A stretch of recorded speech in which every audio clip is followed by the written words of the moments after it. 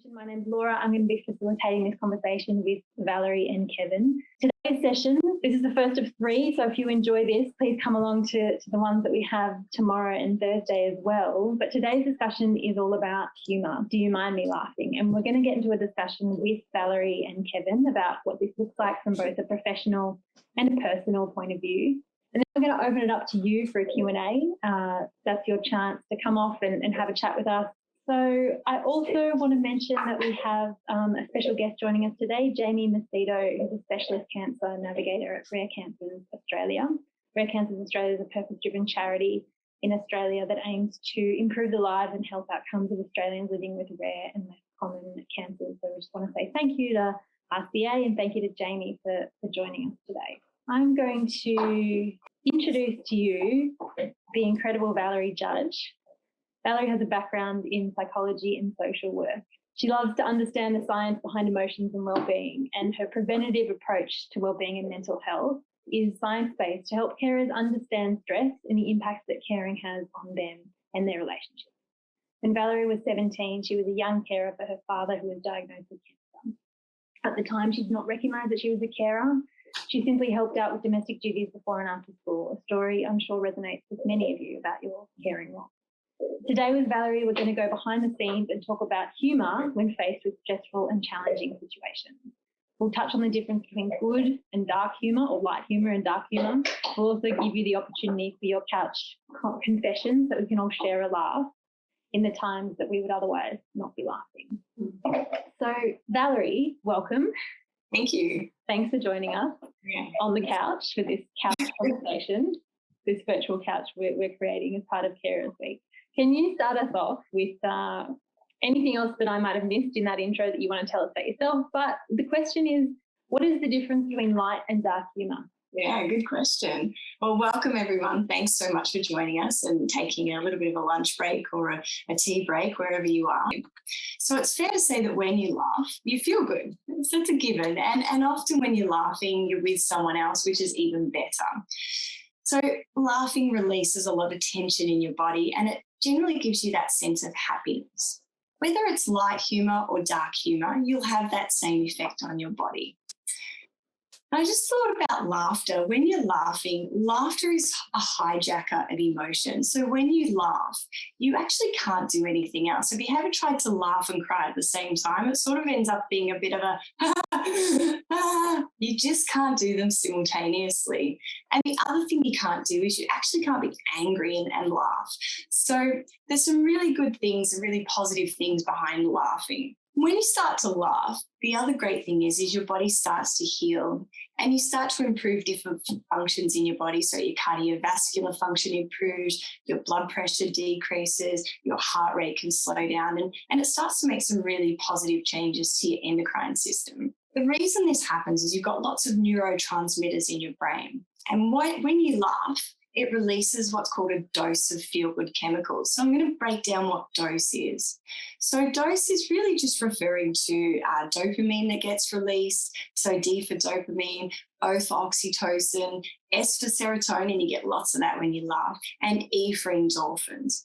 And so the great thing about having this dose of feel-good chemicals is that it actually starts to combat that adrenaline and cortisol that you have pumping through your body when you're feeling really, really stressed. And as carers, we know that there's lots of stressful times. And so we just get on with what we're doing and we think that this is what life is. And maybe our stress levels are higher than we actually realise. But the problem with that ongoing high level of stress is that it starts to turn into what's called cumulative or chronic stress. And the bad thing with that is that can start to have some long-term changes to both your physical health and mental health. So what we want to do is we want a little bit of laughter so that we can combat those sort of adrenaline and cortisol that's pumping through you, so that you get a dose of those chemicals, so that you can let your body start to relax and start to heal and get back to what I call its happy place. So you might have heard of your body reaching homeostasis. So that's a good place for your body to repair and heal. Now that's the science behind why we need to laugh, why it's good for you. And I thought, I don't want us to get too caught up in the terminology about dark humour, light humour, or indeed how you tell a joke or how you tell a story. I had to certainly prepare how to tell my jokes. I normally remember the punchline and forget the beginning. So just, it's okay, it's okay. So today what I thought would be a better way for all of us to engage is in something called benevolent humour. So really, that's about when we share our stories that we're actually laughing with the person that's telling that story. And when we laugh with someone else, there's some real emotional depth and pleasure that we're going to get from that experience. So remember, today's about benevolent humour. Try and say that 3 times fast. And it's really about laughing with everyone here today. I love that idea, Valerie, because it is like when you tell a joke and someone else gets it, or when you tell a funny story and someone laughs with you, there is real pleasure in making other people laugh. But equally, there is pleasure in someone making you laugh. So it's sort of that idea that we're connected in that moment together. Yeah. And sometimes you might laugh, be connecting because the other person's laughing. You might not feel the joke, but actually you're with them, and that emotion, that transference of them feeling happy and getting some pleasure, it just transfers, and it's a great place to be. Yeah, thanks. Well, thanks for giving us that little scientific insight into how laughter is a break, sounds like it, for the brain and the body and the nervous system from the stress hormones, and how important that is to give ourselves that break when we're caring, or indeed in any sort of stressful time in life. I know you've had a few people that you love who've been affected by cancer, and you've hopefully found ways to use laughter in your own in a coping strategy in your own journey. Is there any sort of one story that you would like to share with us today that made you laugh, that made others laugh? Yeah, sure. Look, I think we were a family that sort of always had a little bit of joking going on at the tea table, and I think we always turned lots of things into jokes. But I do have a story that I thought might be good to share today. I guess when I was reflecting on it, it sort of fell a little bit more into the dark humour side of things. But I thought, you know what, I'm going to be amongst friends today, and we're laughing together and with each other. So I thought I'd share this with you. So when I was 17, many years ago, my father was diagnosed with brain tumour and lung cancer. And not long after his diagnosis, we were told that he needed to have something called a pleural effusion. And it's essentially where they have to drain some fluid from between the lungs. And we did all the things that everyone would do. We asked about what are the risks and so forth with this procedure. And we got told some odds that it was about 1 in a million that they might puncture his lung when they're taking this, doing this pleural effusion. Okay, so the next day we visited Dad, and sure enough, he was sitting in the hospital bed. He's got this tube coming out of his lung, and it's attached, and there's all this blood and everything. Pretty gross. Anyway, we found out that, guess what? They'd punctured his lung. And my mum turned to my dad and said, so what was the odds again? 1 in a million? I think with odds like that, we better go out and buy a lottery ticket. So that's certainly my story. It was obviously quite horrible at the time, but that was how we turned that into a little bit of a joke and got through the trauma associated with what we'd just seen. Yeah, absolutely. Did she go out and buy a lottery ticket? I'm pretty sure she did, actually. They were doing lotto tickets every week anyway, but yeah, not sure if we won though. I probably know about that if you did. She kept it from me. Well, thank you so much, Valerie. We'll come back to you with some questions shortly, but I'd like to take this moment to introduce Kevin and have a chat with you. Hi, Kevin. I'll give our audience a little idea of who you are. You've been an actor since 2003 when you worked in theatre and TV in the UK, and your survival jobs have included role-playing for businesses, which led to training, facilitation and coaching. Kevin's also pulled many pints and carried his body weight in plates for years. He met his Aussie wife while waiting on her table in London. 2 years later, in 2010, she dragged him to Sydney, where he now works in film, TV and theatre, and continues to run that training business, Bodkin Training. Kevin has two young girls, Lilith 8 and Willow 6, and they were 3 and 1 respectively when his wife Caitlin was diagnosed with stage 4 ovarian cancer. Caitlin's disease is currently stable. And Kevin, thank you for joining us today.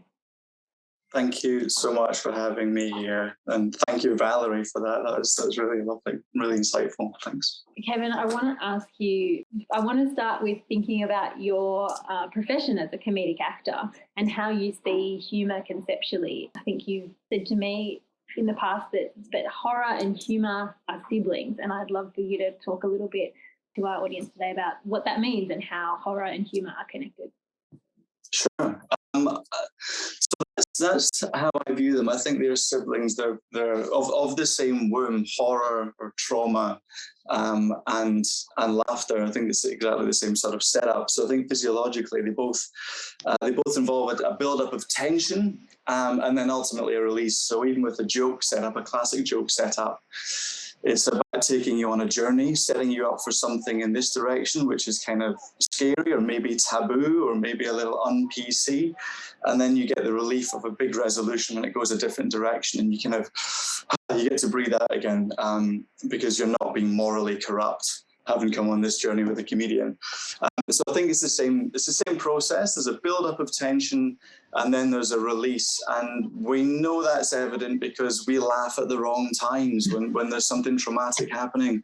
The laughter at a funeral. Someone tells you that someone's passed away and your first response might come out as a laugh. And it's grossly inappropriate. But it's your body's way of having the release. And I think there's something chemically to pick up on what Valerie was saying about oxytocin as well, which is it's the love drug, it's the love hormone, it's the one that's released when you're in the physical act of love or when you're having a baby. And that's interesting to me because I think humor is the shortest distance between two people. And I think that's because of oxytocin. It's the bonding chemical. It's the one that makes you bond with your baby. So sharing a laugh with somebody is just by default going to make you closer to them. I had that experience just the other day. I had a friend come round and visit, and we were both in a fairly low day, both not strangers to the black dog visiting occasionally. And instead of going out for a walk or going to the gym or just pulling our socks up, we just sat and made each other laugh for the best part of an hour. And it was so healing, so bonding. And again, to pick up on the dose elements from Valerie, that's an endorphin release.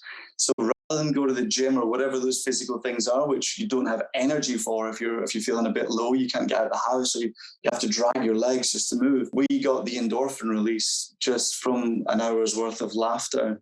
And that hour, if it was even 5 minutes, again, to pick up, that's a mindfulness exercise as well. You can't think about the horrors and the traumas if you're busy, belly laughing with somebody. So I think the mechanism's the same.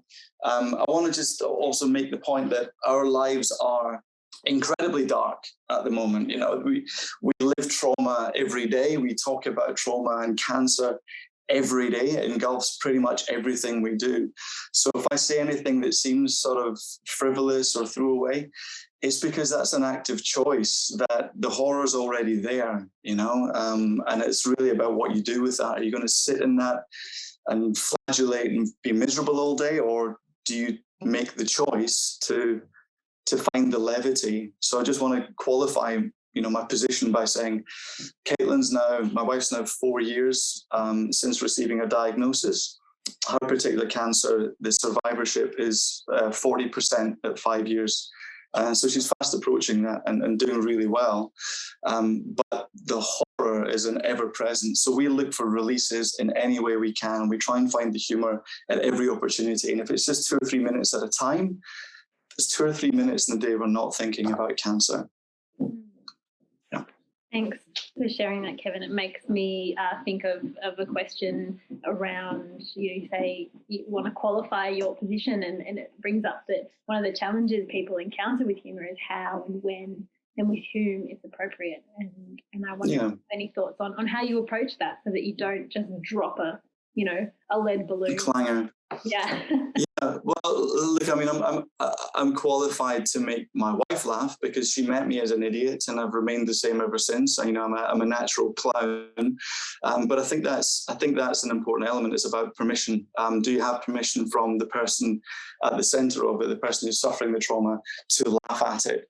And I wouldn't feel safe with another cancer survivor laughing about their cancer with them unless I'd been invited in, unless that was the pre-existing relationship that we had. This is our cancer in our family. That's how we talk about it. So I do feel like I have permission to make light of it and to find levity with our situation. The sort of the trope with comedy is that you never punch down. You know, you're allowed to punch kind of sideways or upwards if it's people who are better off for whatever reason. And the idea of punching sideways is that you are allowed to joke about something if you're within that group. I would never make light of someone's sexuality, gender. I can't make jokes about being Jewish and growing up in New York. I'm not part of that family. I am now, unfortunately, part of a family that has cancer, so I'm qualified to speak about that. I'm allowed to make jokes about being ginger. I'm allowed to laugh about being Scottish and the fact that you probably have to subtitle this talk afterwards. Because that's me. I identify in those groups, and that gives me permission to joke about them. Caitlin will have friends that will occasionally joke about cancer, and I can tell you she's never once been offended. And part of that is because of the relationship she has with them. Part of it is because she needs the release, because so many conversations are heavy, or people tiptoe around it, or there's an elephant in the room.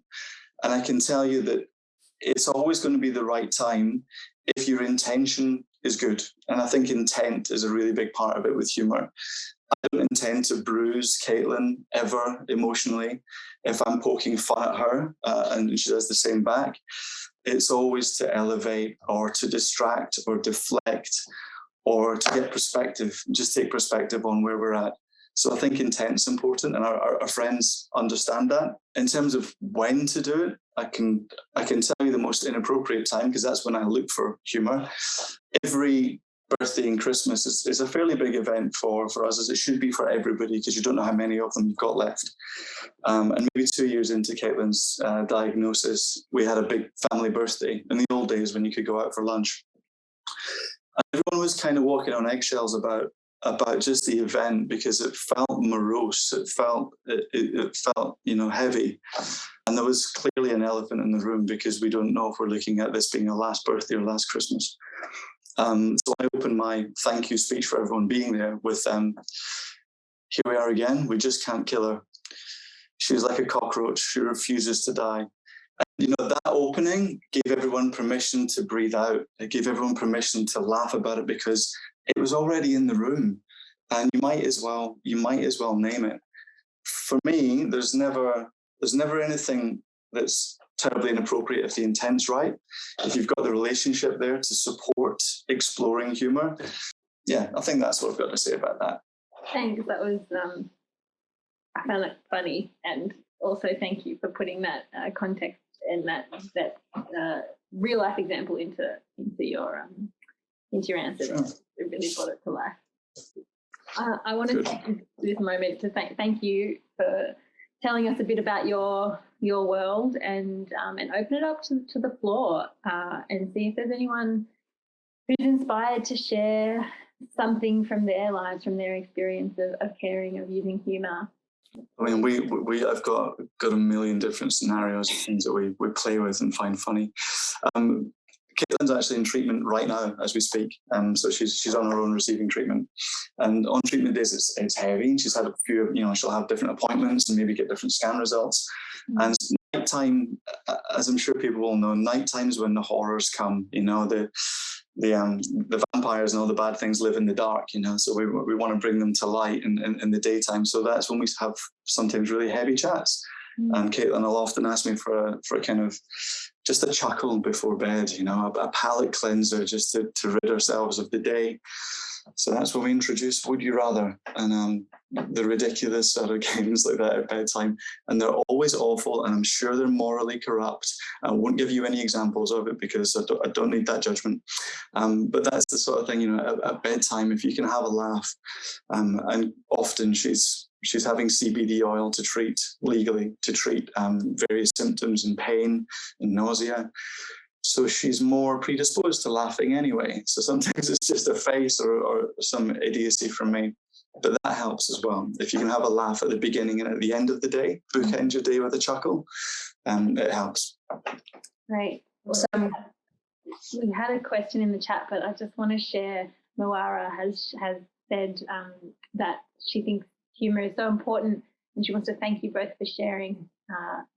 She says, my coping mechanism is laughter, so as soon as I receive some bad news, straight away I start laughing and it automatically makes the room feel lighter.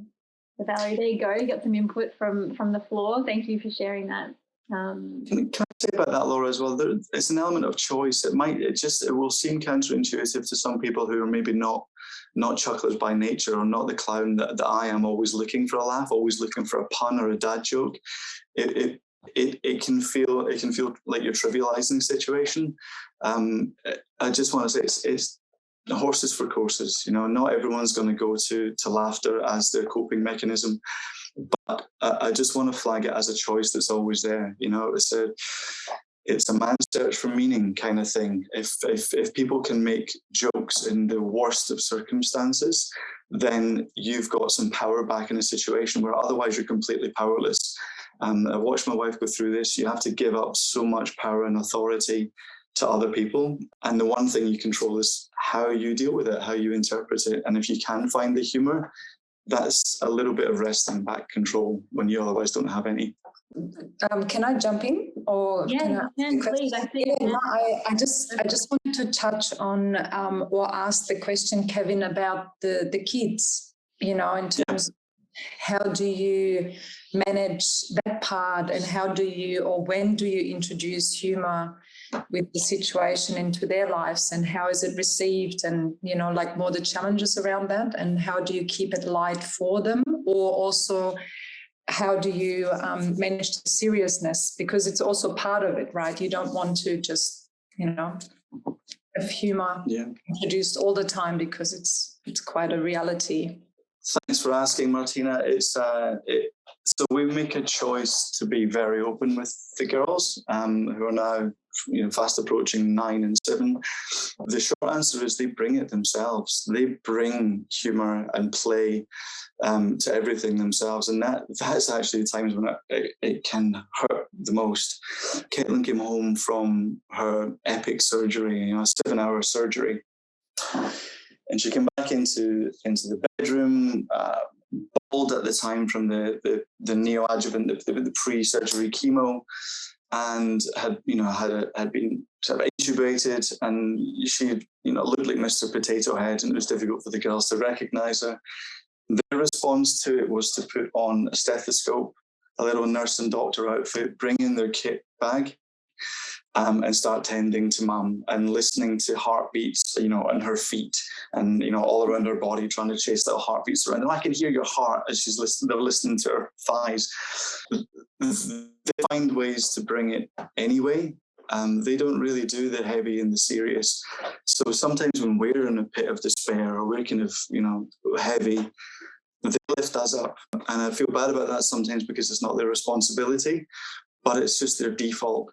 So as long as we're open with them, they tend to find that. And I lost my mother a few years ago, the year before Caitlin was diagnosed, actually. And in telling the eldest about it, she came and went, okay, Granny's dead. Right, can I have a biscuit? And that's perfect. That's so absolutely perfect. The day with Caitlin, the taking her pulse and everything broke my heart, because the big one said, Mummy, if anyone else has got cancer, I'm going to fix it for them. I thought, isn't that lovely to have that intent as a whatever she was, 3 or 4 year old at the time. We do joke about it. We joke about the fact that we're sensitive with them at times, or we get a bit short and shirty with them, and we apologise immediately afterwards. But it's about keeping them in the loop. We've got a difficult day coming up. We've got scan results coming up. And, mum also swears quite a lot. So there'll be a lot of FU cancer. And we had the girls chanting FU cancer at one point as well, much to the horror of anybody that would have heard it. But that was a release as well. So I think my get out of jail answer is they bring it, and as long as we are open and honest with them, when we stop short of conversations about anything being terminal or life after that event horizon, because in truth we're not there yet. Despite it being a stage 4 diagnosis and in the liver, and Caitlin been told last year that it's measured in months, not years. By the way, she's defying all of that advice. We don't need to have that conversation with the children yet, because I still think we're still on a pathway where there might be something that gets rid of this forever, and mum will be 100. Yeah. Thank you, Kevin. Thanks. I've got a question from Emma for both of you, whoever wants to jump in and answer. Have you ever met a hilarious doctor or nurse, and have you got a story to share about them? They are there. They are out there, and if you choose to go into oncology, it's not it's not a light subject. You've chosen not to go into pediatrics. Pediatrics is something more playful, but we do have a wonderful surgeon who did the operation on Caitlin with help from one other, and he's amazing, and we love him. And we walk out of his consultations feeling light and happy, and it's simply because of his bedside manner. It's because of everything that he is.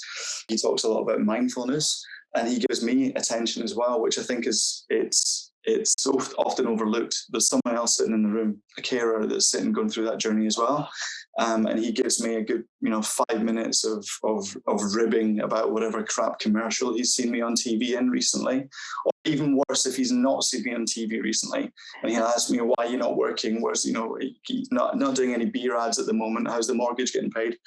He keeps it light. He's wonderful, and I don't want to name him because it sort of excludes others who are not as funny, but they are out there and there's a place for it, and he'll spend 5-10 minutes connecting, making you laugh, and again forming that bond. He shares a lot about his personal life as well. And then I think that gives him permission to deliver tough news. I think that gives him the right to be able to take you to a slightly darker place, which it never feels. I mean, he could say, you've got 5 to live, and we'll say how long, 5, 4, 3, and you'll laugh all the way out the door.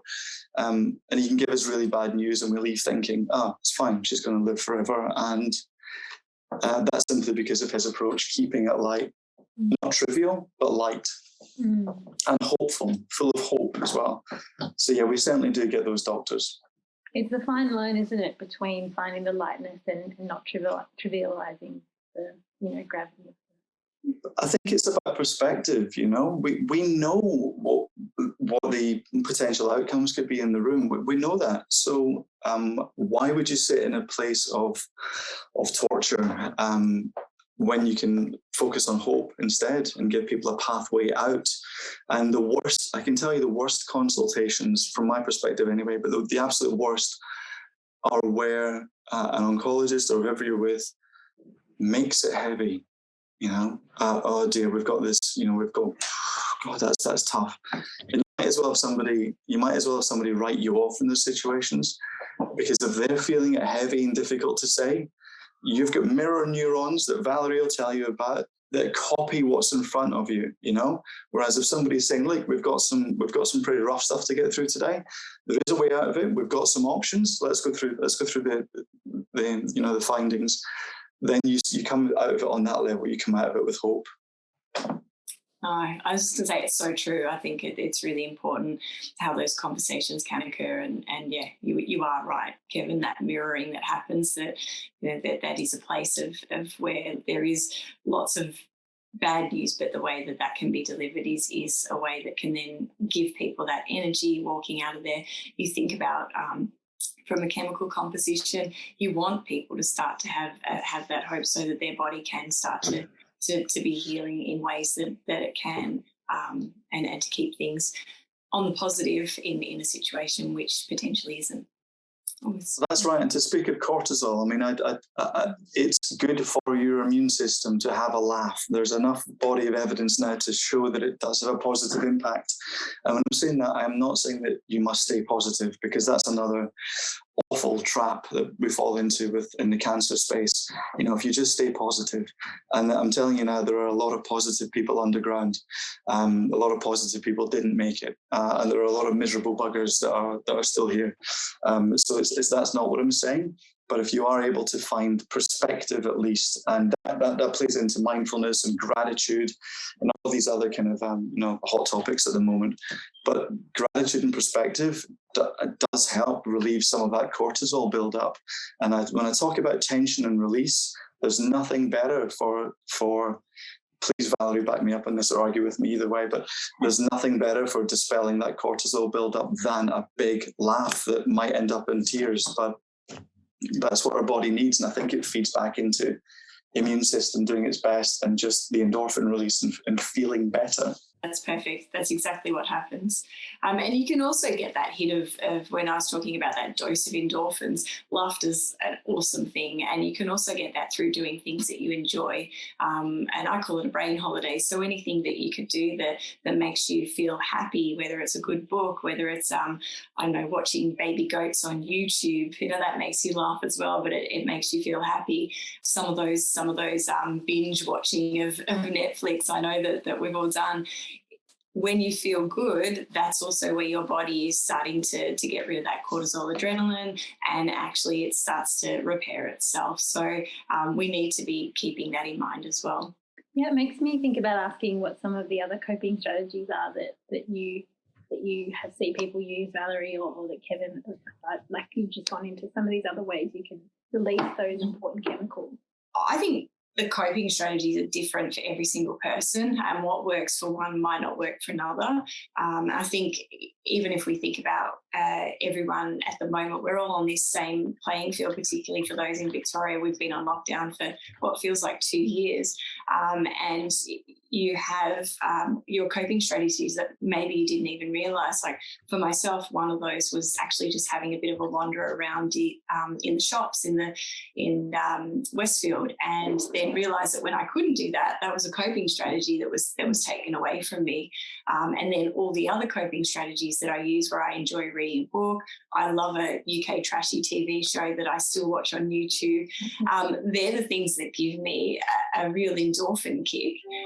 But what I was noticing without all the other incidental coping strategies, that I was expecting so much more from when I watch my little trashy show or when I read a book, but the hit just isn't as high as you would expect. So I think it's also bearing that in mind, that what has previously worked might not necessarily work all the time, and you may need to find some new coping strategies that will be great. And remember, whatever you find, it's about finding something that gives you a brain holiday, where you forget about the cancer, you forget about what's going on in your work life, personal life, where you actually just really are in that moment and you're feeling happy. And that's when you've got those chemicals that are pumping around, and they're fighting off all the adrenaline and cortisol to get you sort of back to homeostasis. From my perspective, there are a lot of coping strategies, not all of them healthy. And I think obviously the alcohol intake of everybody in Australia has gone up through COVID, as I'm sure it has globally. And that's a coping strategy. It's a very helpful one. It's just the wrong one. So that does give you a little vacation as well. Whatever that toxin is might take you away from the pain of reality for 5-10 minutes or a couple of hours. That is a coping strategy. It's just not a very good one. To that end, I think whatever removes anxiety and stops you feeling guilty is useful too. If you're going to have a glass of champagne, it might be more healthy for you than the anxiety of not having it or the berating yourself for having it. If you're going to flagellate every time you do something for yourself, which is maybe not the healthiest, then that ultimately I think is going to be less healthy for you, because the stress and guilt of beating yourself up is worse than the glass of champagne itself. And I don't want to spend a lot of time talking about drinking with a wife with metastatic liver cancer, but she'll have a glass of champagne, and I think it's very healthy for her because it's not often, and it's used as a celebration. Maybe we get good CT results. Or maybe we get bad CT results and we make a commitment that either way, we'll have a glass of champagne and have a nice lunch and just have a laugh about it. Which reminds me of a story we heard about someone coming to the hospital where we were treated for their chemo, for their treatment day. And I make apologies if I get the story wrong. She would dress up in a cocktail dress because she was getting her special cocktail that day of chemicals. And some days I think she would wear black because that was to represent the death of her tumours. Now, if that's not a brilliant reframing and perspective taking on something that's otherwise going to be a traumatic event, what is? And that's a coping strategy. For me, it's about personally trying to fill my cup. You know, I've got I've got little kids demanding things of me all the time, homeschooling. Caitlin makes lots of demands on me because she's immobile a lot of the time from, searing foot pain. So I have to fetch a lot of things. I have to work hard to carve out 5-10 minutes for myself in the day, or go to the gym, which has only just opened up. Sorry, Melbourne. But finding those little things for myself which are healthier than, sitting at the bottom of a bottle of beer or any of those kind of things. But again, connection, I think, is the way out of it. I can't tell you what it does for me to connect with people, and ideally in 3D, and have a laugh with them and find some common humanity. I think that's the best coping strategy that I've found is connection to people. Thanks. I found that really great story about the person who dressed up for their Isn't that gorgeous? their treatment. I also want to just share with the room what Sandra has shared with us, which is this great little anecdote. My way of coping is also humour. My dad had his bowel removed and had his rectum sewn up. My coping strategy was to say, "Gee, Dad, we're going to save on toilet paper now." We also laugh, and my mum used to say to Dad, "Oh, stick it up your," she would say, "Oh, I can't say that anymore. Well, stick it up your paper." Thanks, Sandra, for sharing that. That's brilliant. Thanks, Sandra. I'm a bit speechless. I think that's quite hilarious, and good on you for finding the lightness in those moments. If I can just volunteer something, just as maybe as a closing thought. So that'd be Kate and I have always been very playful. We tend to look for the lighter side of life anyway. It's probably quite obvious. I'll say we've probably never been closer than we have now. And I think it is largely because we play and we find laughter as the way to connect through it. Again, it's not going to be everyone's approach, but the fact that we can laugh, or that she can ask me, make me laugh, say something funny, do something funny. I think that bonding that I mentioned earlier about just oxytocin and being able to see our situation almost from the outside has brought us a lot closer. And that's significant because it does force a lot of people apart when you go through a cancer, journey, diagnosis. People want to retreat from it for obvious reasons. And I know it can propel people to leave if you're the person diagnosed, to do the things you always thought you should be doing, or maybe you find yourself in a marriage that's not what you wanted it to be, or similarly for a carer that doesn't have the capacity to deal with it.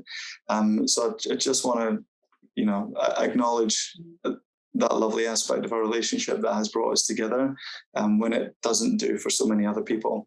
And there's so many complications that have intimacy changes with a partner. Your passions and shared experiences necessarily change. So you need to find ways to reconnect. And I would just like to offer up humour and perspective as one of those ways to keep touching in and keep, checking in and touching base with each other. And it brings you together when the impulse is to move further apart. Yeah, and I'll just add to that as well. I think absolutely we're here to talk about humour and the importance of that. And there is that scientific evidence behind humour. But I think also just to try and find those moments of pure pleasure for yourself, even if it's 10 minutes of a good book, 10 minutes of scrolling through YouTube, whatever gives you that opportunity to feel happy, because obviously that's working well within your body with those feel-good chemicals, and then hopefully you can have a little bit of a laugh there at whatever you've seen, but really just those moments that allow you to have a little bit of an escape and a little bit of a break where you can. Thanks, Valerie. Thanks to both of you for your time today and for sharing so openly and generously your personal experiences. I just want to let everybody sort of know a little bit about Carers Couch before we wrap up, and put into context today's session as part of Carers Couch motto is that no carer walks alone. And this has been a reason to have these conversations, is to sort of highlight that there are sort of commonalities across the caring experience, but within that there's also individual needs. And so Carers Couch believes that caring can be made more manageable with the right support. And it is essential that carers look after their own physical and mental well-being, as well as the person they're caring for. And Carers Couch is here to support carers from the moment of diagnosis through patient treatment and beyond in whatever way they need. And we've developed a smartphone app that puts the carer at the centre of everything we do, and also offer a support service called Couch Plus, which provides tailored one-on-one support for carers. All of this is offered sort of free and available for you or carers you may know. So please feel free to pass that on. I'm just going to post in the chat the details there. There's sort of 3 ways to access these services through Carers Couch. One is the phone number I mentioned at the start of the session, 1300 273 238. Another is to book an appointment with one of Carers Couch support coordinators through the link I've just popped in the chat. You can pick a time that suits you. And another is to download the app, which you can also book through an appointment through, but there's also an opportunity there for you to connect with each other, to connect with other carers, meet the people who've been in today's audience if you wish to do so, and you can download that app via the link I've just pasted in the chat. So again, these are all free, available for you if you would like to use them. The Carers Couch team are an amazing bunch of people, and I just want to thank them as well for the rest of the team behind the scenes at Carers Couch who made today possible and make this work possible. Please do join us tomorrow and Thursday, same time, for 2 different conversations. And thank you again to all of you for being here today. Thanks, Kevin and Valerie. It's been really valuable. Thanks, Laura. Thanks, Laura. Thanks everyone for attending. It's great to have you.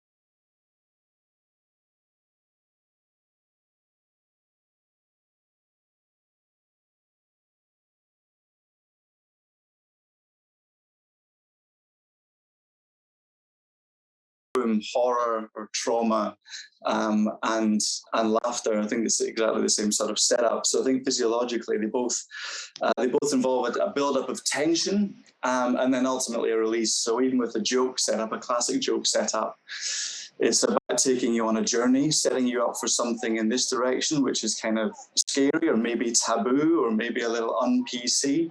And then you get the relief of a big resolution when it goes a different direction, and you get to breathe out again because you're not being morally corrupt, having come on this journey with a comedian. We laugh at the wrong times when there's something traumatic happening. The laughter at a funeral. Someone tells you that someone's passed away and your first response might come out as a laugh. And it's grossly inappropriate. But it's your body's way of having the release. Just the other day, I had a friend come round and visit, and we were both in a fairly low day, both not strangers to the black dog visiting occasionally. And instead of going out for a walk or going to the gym or just pulling our socks up, we just sat and made each other laugh for the best part of an hour. And it was so healing, so bonding. I am now, unfortunately, part of a family that has cancer, so I'm qualified to speak about that. I'm allowed to make jokes about being ginger. I'm allowed to laugh about being Scottish and the fact that you probably